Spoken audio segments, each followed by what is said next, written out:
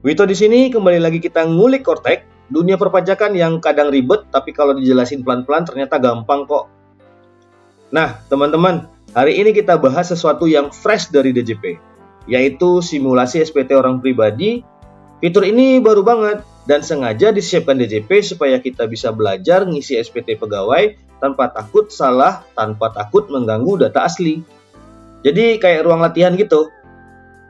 Tapi sebelum kita mulai, jangan lupa klik subscribe dulu ya.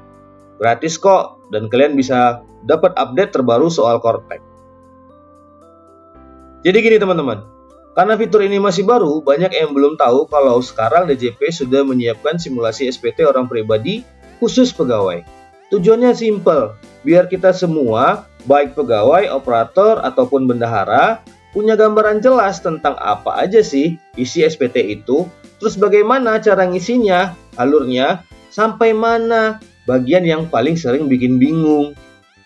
Nah, makanya tonton video ini sampai habis ya, karena nanti kita masuk ke langkah-langkah cara akses simulasinya. Kalau gitu nggak usah lama-lama lagi. Yuk kita mulai belajar bareng di simulasi SPT orang pribadi versi DJP. Pertama kita masuk ke web spt-simulasi.pajak.go.id. Ya. Nah, setelah itu akan muncul tombol login. Nah, di ID pengguna silahkan teman-teman untuk mengisi nicknya masing-masing. Ya. Nah, apabila sudah, silahkan masukkan kata sandi. Nah, kata sandinya kan kita belum tahu nih, apa sih kata sandinya? Nah, kata sandinya bisa kita lihat di tanda yang merah ini. Nah, sandinya adalah pajak tumbuh Indonesia tangguh. Nah, di sini teman-teman bisa langsung copy aja dan pastekan langsung. Ya. Nah, untuk pilihan bahasa itu pilih yang Indonesia aja, ID. Oke, setelah itu silakan login. Nah, di sini ada informasi awal, simulasi Kortek telah tersedia untuk pembelajaran pengisian SPT tahunan PPh orang pribadi, PPh badan dan orang pribadi. Nah, silakan ya. Oke, karena ini orang pribadi, kita pilihnya yang nama ya. Kita pilihnya yang nama. Nah, kalau kita pilihnya yang badan, maka itu masuk ke badan. Nah, silakan pilih yang nama. Nah, langkah pertama adalah masuk ke surat pemberitahuan SPT. Kita pilih surat pemberitahuan SPT. Nah, di sini untuk wajib pajak badan akan terbentuk secara otomatis ya. Nah, kita lanjutkan aja. Oke, di sini kita buat konsep.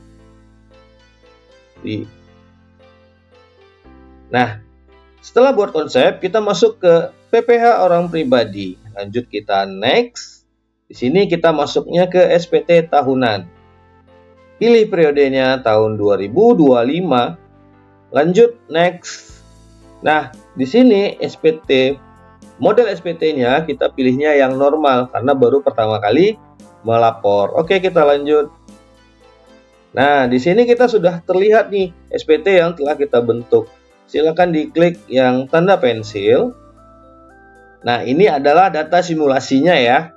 Mari kita isi sama-sama. Nah, di sini ada terdapat SPT induk dan juga lampirannya gitu. Oke, ini masih ada dua, tapi nanti setelah kita klik-klik tombolnya maka akan muncul lagi di sininya nanti. Jadi kita ikutin langkahnya dulu. Nah, di induk kita pilih metode pembukuannya, pencatatannya. Dia apa? Kita pilihnya yang pencatatan. Terus sumber penghasilannya dari pekerjaan. Ya, kalau pegawai ini dari pekerjaan semuanya. Oke, lanjut. Ini data-data kita. Ya. Nah, terus masuk ke bawah. Nah, di sini status kewajiban perpajakan suami dan istri. Isi jika status adalah PH atau MT. Nah, nanti ini diisi.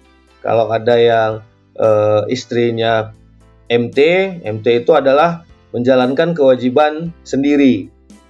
Nah, tapi kalau dia tidak menjalankan kewajiban sendiri, berarti nggak perlu diisi. Ya, kalau dia gabung ya nggak perlu. Nah, kalau PH ini itu adalah pisah harta. Biasanya jarang yang pisah harta ya. biasanya banyak yang dilakukan adalah MT, yaitu kewajiban perpajakan terpisah. Nah, nanti dia akan otomatis nik istrinya akan masuk di sini. Oke, untuk selanjutnya kita jawab pertanyaannya. Apakah Anda menerima penghasilan dalam negeri dari pekerjaan? Jawabnya ya. Nah, ini akan secara otomatis terisi dari bukti potong yang kita dapat. Nah, lanjut. Apakah Anda menerima penghasilan dalam negeri dari usaha atau pekerjaan bebas? Jawabannya tidak. Kalau seandainya teman-teman hanya bekerja di satu pemberi kerja, jadi tidak punya usaha lain. Ya. Nah, oke, kita lanjut. Apakah Anda menerima penghasilan dalam negeri lainnya? Jawabnya tidak.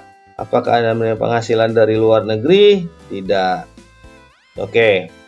Nah, selanjutnya gimana? Nah, kita stop dulu nih di sini. Kita stop dulu. Kita masuk ke bagian atas, kita pergi ke lampiran L1-nya. Ya, kita masuk ke L1. Nah, di L1 ini kita isi nih daftar harta pada akhir tahun. Nah, ini adalah kondisi 31 Desember ya. Di tahun 2025. Nah, kita isi, kita tambah. Nah, data yang lama itu akan masuk secara otomatis nantinya. Nah, kalau ini kan udah ada ya. Kita tinggal tambah. Kalau kita masih ada data yang belum kita masukkan, kita klik tambah. Nah, di sini di deskripsinya kita pilih itu uang tunai kah, tabungan kah gitu, atau deposito. Nah, banyak nih di bawah. Kalau kita pilihnya tabungan, nah nomor akunnya juga harus kita buat. Ini nomor banknya ya, nomor rekeningnya ya. Nah, berapa nomor rekeningnya? Terus atas nama siapa gitu. Kita bikin. Banknya bank apa? Lokasinya di mana? Di Indonesia ya. Nah, tahunnya tahun 2025. Karena kondisi 31 Desember 2025. Nah, saldonya di dalam itu ada berapa? Kalau seandainya isinya 1.200.000 gitu ya, kita bikinnya 1.200.000. Oke. Untuk keterangan nggak perlu diisi. Ya, karena itu bukan harta dari PPS atau harta dari investasi ya, nggak perlu diisi keterangannya, lu simpan. Oke, sudah masuk ya. Nah, ini beda sekali dengan tahun lalu. Kalau tahun lalu itu asetnya semua digabung, sekarang sudah terpisah. Nah, kita lanjut ke piutang. Kalau ada piutang, kita klik tambah, tapi kalau nggak ada, kita lanjut. Nah, sekarang ada yang namanya investasi dan atau sekuritas. Kita harus tambahkan. Nah, banyak teman-teman yang mungkin main di saham ya, main di saham. Nah, itu harus diinput juga gitu. Nah, klik tambah. Pilih dia itu saham atau yang mana. Nah, saham yang dibeli untuk dijual kembali gitu. Nah, seperti ya kayak inilah yang saham-saham ada aplikasinya itu gitu. Nah, kita tinggal pilih. Terus lokasi hartanya masih di Indonesia. Nah, ini ada nomor identitas bank. Diisi berapa nomor identitasnya. Oke. Dan di sini nama bank atau penerima investasinya siapa? Nah, mungkin pakai aplikasi ajaib kali ya. Terus nomor akunnya berapa? Nah, harga modalnya kemarin berapa? Kira-kira kemarin kita masuknya 10 juta.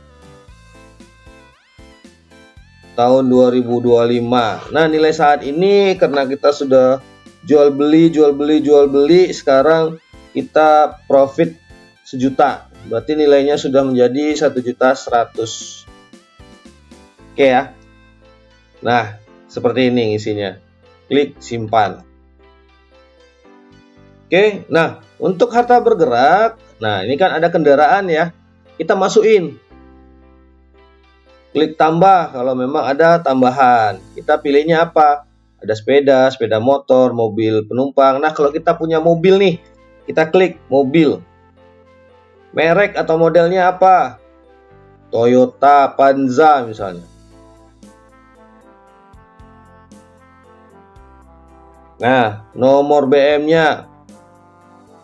Ya, kita isi BM-nya, jenis kepemilikan. Nah, kalau dulu itu kan nggak ada nih. Dia mau siapa aja namanya tetap dimasukin gitu. Kalau sekarang sudah ada kepemilikannya. Atas nama sendiri kah atau atas nama pihak lain. Nah, biasanya kalau kita beli mobil itu second, itu kan masih atas nama orang yang bersangkutan. Dan kita belum balik nama. Nah, kita masuknya pakai atas nama pihak lain. Nah, di sini kita harus masukkan nick orangnya. Masukkan nicknya. Setelah itu nama pemiliknya siapa. Tahun perolehannya kita belinya kemarin baru 2025 ini awal ya. Nah, harganya kemarin 200 juta. Kemungkinan saat ini nilainya turun nih ya. Kalau kita lihat-lihat market, ternyata harga mobilnya sekarang cuma 180 juta. Ya udah, kita bikin nilai saat ini 180 juta. Oke, kita simpan. Terus masuk lagi ke bawah, ada harta tidak bergerak. Kita pilih ya. Nah, deskripsinya kita isi seperti tanah kosong, tanah dan bangunan tempat tinggal. Nah, ini rumah ya. Kalau kita beli rumah, nah kita masukin. Kalau kita punya tanah kosong, kita masukin. Dan juga ada tanah lahan untuk usaha seperti sawit gitu ya, kebun karet. Nah, itu dimasukin. Dan juga ada untuk tanah dan bangunan untuk usaha seperti ruko gitu ya. Nah, ini dimasukin. Nah, ini bangunan yang disewakan kayak rumah sewa gitu. Oke. Nah, kalau kita beli tanah kosong atau tanah tempat tinggal, kita isi.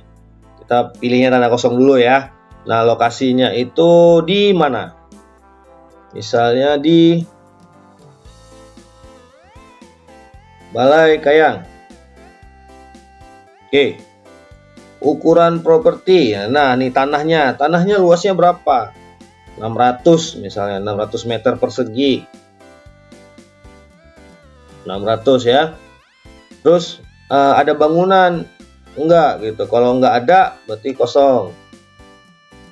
Terus sumber kepemilikannya itu dari mana? Apakah itu warisan?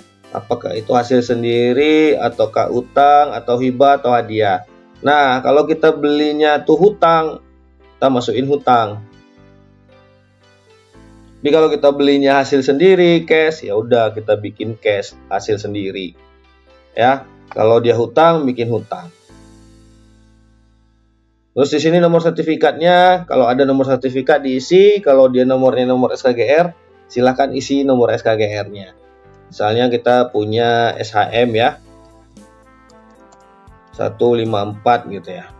Tahun perolehannya saya beli 2025. Kemarin harganya 50 juta. Nah, nilai saat ini masih sama karena masih setahun, jadi belum ada kenaikan. Ya, masih sama. Simpan. Nah, kalau ada kurang lagi silahkan tambah lagi. Oke, kita lanjut ke bawah. Di sini ada aset lainnya, kalau ada dimasukin. Nah, aset lain itu seperti apa? Nah, seperti royalti, merek dagang gitu, emas batangan, emas perhiasan, itu dimasukin semua. Oke. Nah, sini saya nggak nambah. Intisar harta itu nilai total keseluruhan yang di atas tadi. Oke. Untuk selanjutnya masukkan hutang pada akhir tahun. Nah, tadi misalnya kita beli tanah dengan hutang. Nah, kita harus bikin nih tambah. Terus, nah di kodenya kita bikin kode. Terus deskripsinya hutang Bank Mandiri. Nah, NPWP krediturnya, NPWP banknya ya. Nah, nanti akan keluar sendiri nama krediturnya ya. Terus negara asal kreditur Indonesia, tahun perolehan hutang 2025, saldo yang dipinjam adalah 50 juta misalnya. Oke, kita lanjut simpan. Nah, kalau masih ada hutang silahkan diisi lagi hutangnya yang lain.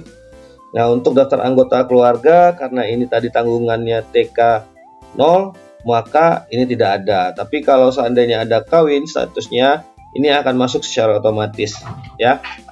Terus penghasilan neto dalam negeri dari pekerjaan, bukti potongnya masuknya ke sini nanti.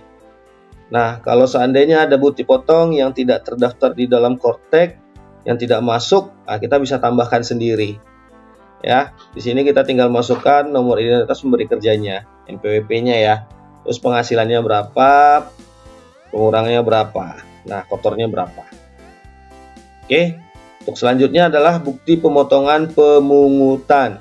Nah, di sini adalah bukti potong pemungutan adalah yang dibayar oleh pemerintah atau yang telah dipotong oleh perusahaan gitu. Nah, di sini masuknya. Nah, ini masuknya secara otomatis nanti kalau seandainya bukti potong sudah dibuatkan oleh bendahara.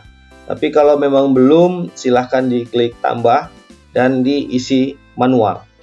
Oke, PWP pemotong atau ada lagi bukti potong yang lain yang belum masuk. Nah, misalnya kita punya pekerjaan di tempat lain dan dapat bukti potong juga dan itu belum masuk secara otomatis, nah kita masukin sendiri.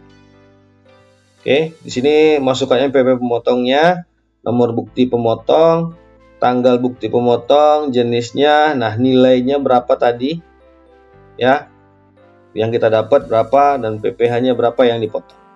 Setelah itu simpan. Oke, kalau sudah sampai di sini, kita balik lagi ke bagian induk. Nah, masuk lagi ke bawah di bagian C, perhitungan pajak terutang. Ini adalah nilai yang sudah kita lihat tadi di bagian penghasilan gitu ya. Nah, ini nilainya. Dan di sini ada pertanyaan lagi nih, apakah terdapat pengurang penghasilan neto seperti kompensasi kerugian atau zakat yang dibayarkan selain yang telah diperhitungkan dari tidak atau iya. Nah, kita bikinnya tidak aja. Ini untuk zakat ya. Nah, itu penghasilan neto setelah pengurang penghasilan. Nah, di sini nomor 5-nya penghasilan tidak kena pajak. Kita pilihnya TK0. Ya. Terus PPh terhutang. Nah, tadi kan 21 juta ya. Apakah terdapat pengurang PPh? Tidak. Nah, tidak ada pengurang PPh. Nilainya sama. Terus lanjut ke bagian D, kredit pajak. Apakah terdapat PPh yang telah dipotong atau dipungut oleh pihak lain? Ya. Tadi kita dipungut tuh sebesar 21 juta. Kita buat bukti potongnya tadi di bawah ya. Nah, kita bikin ya, maka akan muncul secara otomatis 21 jutanya. Oke, untuk selanjutnya apakah Anda menerima pengembalian pengurangan kredit? Tidak. Nah, selanjutnya PPh atau kurang. Apakah terdapat surat keputusan persetujuan pengangsuran penundaan pembayaran? Tidak. Nah, di sini kita lihat bahwa penghasilannya 0. Ya. 0. Berarti tidak ada yang harus dibayar. Nah, SPT-nya statusnya nihil. Oke, kita lanjut ke bawah lagi. Permohonan pengembalian tidak ada ya. Nah, angsuran PPh 25 tidak ada. Ya, tidak ada. Terus pernyataan transaksi lainnya. Harta pada akhir tahun. Isi lampiran 1 bagian A. Lalu ke pertanyaan selanjutnya. Oke, apakah Anda memiliki utang pada akhir tahun? Pajak. Nah, tadi kan kita ada utang nih. Berarti kita bikin ya, kita punya hutang. Oke, terus apakah Anda menerima penghasilan yang dikenakan pajak penghasilan bersifat final? Ya. Karena kalau PNS ada honor final. Ya, ada honor finalnya. Nah, itu akan secara otomatis masuk juga ke Kortek. Nanti akan muncul lampiran baru yaitu L2 ya. Nah, di sini kita bisa lihat penghasilan yang dikenakan penghasilan bersifat final. Dan seperti ini nih, honor imbalan dibebankan kepada PBN atau PPD yang diterima oleh PNS. Ya, terus bunga tabungan nanti masuk juga, sewaan tanah dan bangunan kalau ada masuk. Kalau tidak, nggak usah. Terus pemotongan, pemungutan atas penjualan barang. Nah, ini kalau ada, kalau tidak nggak usah. Ya, terus ada juga yang namanya penghasilan tidak termasuk objek pajak, ya, seperti warisan gitu ya. Terus ada yang namanya natura atau kenikmatan. Nah, itu dikecualikan dari objek pajak. Oke, kita lanjut ngisi induknya. Bagian bawah lagi. Nah, di sini surat kuasanya tidak ada, nggak perlu ya. Karena kita langsung dokumen lainnya juga tidak ada. Nah, pernyataannya kita centang. Dan di sini bunyinya dengan menyadari sepenuhnya akan segala akibat termasuk sanksi-sanksi sesuai dengan ketentuan perundang-undangan yang berlaku. Nah, di sini memang harus dicentang. Oke, setelah ini baru kita klik bayar dan lapor. Pastikan di bagian atas ini ya, yang nomor 11C, PPh yang masih harus dibayar itu 0. Ya, karena bukti potongnya sudah dibuat. Nah, oke, langsung di sini kita klik bayar dan lapor. Nah, sini ada pemberitahuan apabila Anda memenuhi syarat ingin menggunakan norma perhitungan untuk tahunan pajak berikutnya harus menyampaikan pemberitahuan. Nah, ini hanya sebagai pemberitahuannya saja. Oke, tutup. Ya. Nah, di sini untuk mengirim SPT kita harus ada yang namanya paspres. Nah, ini paspres didapat dari pertama kali kita aktivasi Kortek. Nah, di situ kan ada ngisi paspres. Nah, untuk disimulasi ini masih sama kayak password tadi, pajak tumbuh Indonesia tangguh ya. Nah, itu yang kita kopikan atau kita pastikan di sini. Nah, di sini kita pilih tanda tangan pembayar pajak, kode otoritas DJP, terus masukkan paspresnya, cek paspres. Oke, valid ya. Silakan konfirmasi tanda tangan. Nah, maka SPT sudah selesai terlaporkan. Di mana kita cek yang sudah terlapor tadi? Oke, kita bisa lihat di surat pemberitahuan. Oke, di bagian SPT dilaporkan. Nah, ini ya, sudah dilaporkan. Statusnya sudah submit. Ya, nanti di sini ada tanda terimanya BPE-nya ya. Oke, mungkin sekian dulu dari saya. Sampai jumpa di video selanjutnya.